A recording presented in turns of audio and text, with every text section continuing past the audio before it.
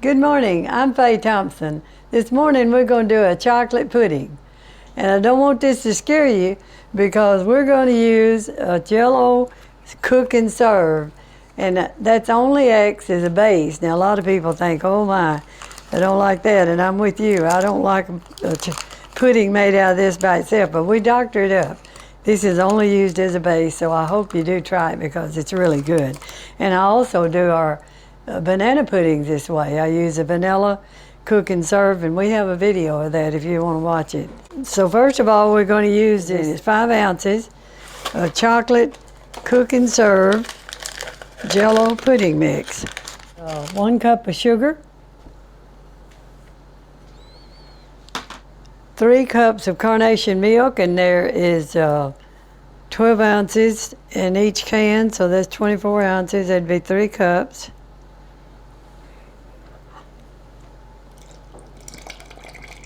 The next thing we're going to do is add 4 egg yolks. We'll take the whites and make the meringue out of it, but we're going to, and I will need to do these one at a time, because if you get any of that yolk into your white of your egg, it will definitely ruin it. So you have to be very careful not to get any of the yolk in it. If you get any of that, you might as well start over. I'm about to put it in the wrong bowl there. That's the reason I'm very careful to use an extra bowl cracking these, because I want to make sure that we don't mess up all our egg whites. There's several things that will ruin your meringue, and that's your getting any egg yolk in it, or you have to have your eggs at room temperature, and also you better not have a bowl with any kind of oil in it, because that will ruin your meringue too.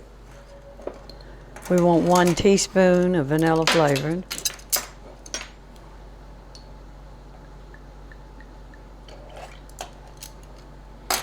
I don't ever mind if you get a little extra. I like vanilla flavoring.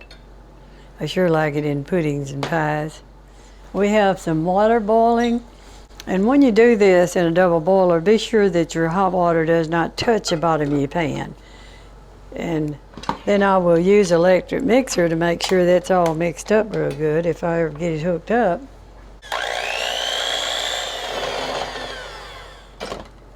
Okay, now we just have to let that set. You don't have to stir it all the time, but you need to come back every once in a while and check it until it gets thick. It won't be thick as a pie, but it'll be just thick as a pudding, if you've ever made puddings before. Well, we'll see that when it gets done. I'll show you that. Now we're going to do our meringue. We have our egg whites in here. We're going to beat those up.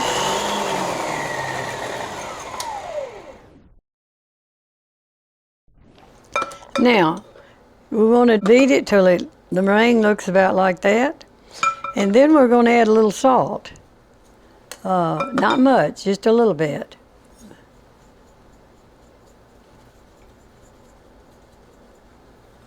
To me, I think the salt helps stabilize it some. Then we're going to use 1/4 of a teaspoon of cream of tartar.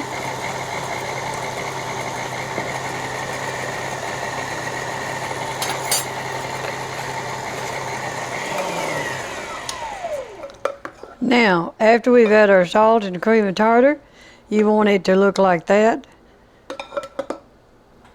Soft peaks. Now we're going to add our marshmallow cream, 3½ ounces. And this box is 7 ounce, so it's a half a jar. I had a half a jar left that I'd use for something else, so we'll just finish that off here. And I'm going to turn this on while this is doing, while I'm making it.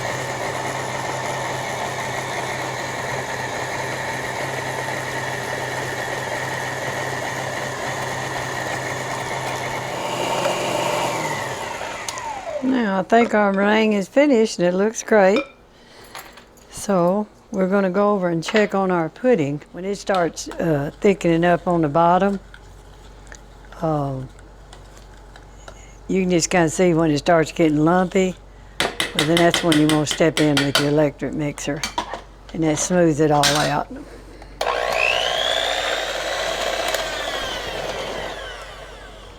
See, it's thickening up pretty good. It looks good.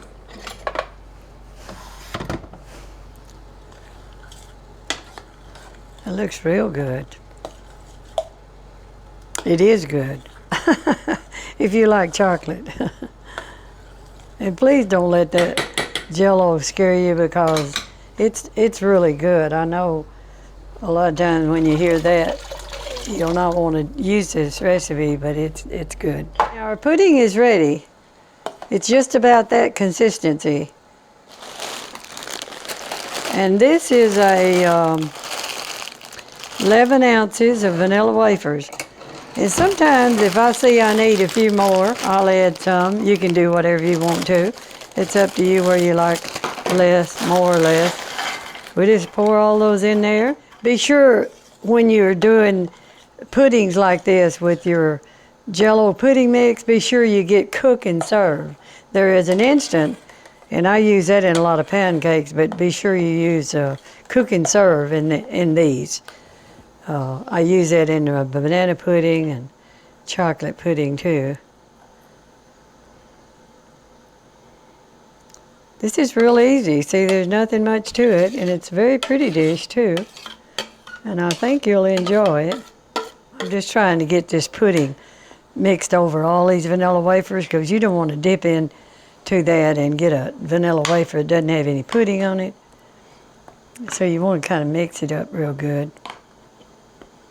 It looks like it's mixed pretty good. Then we're going to put our meringue on top of it.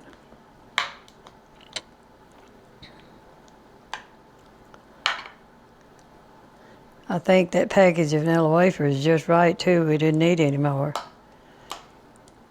Now we're ready to put our meringue on our pudding.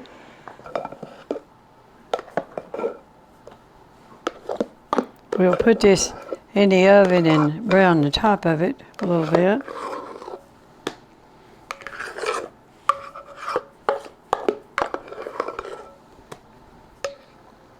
You know, I have to be very careful that bowl I was using, because it goes with that old mixer I have, and I can't replace it, so I really try to be careful with it. Now, when we're doing the meringue, you need to be sure and cover the edges. Take it all the way to the edge.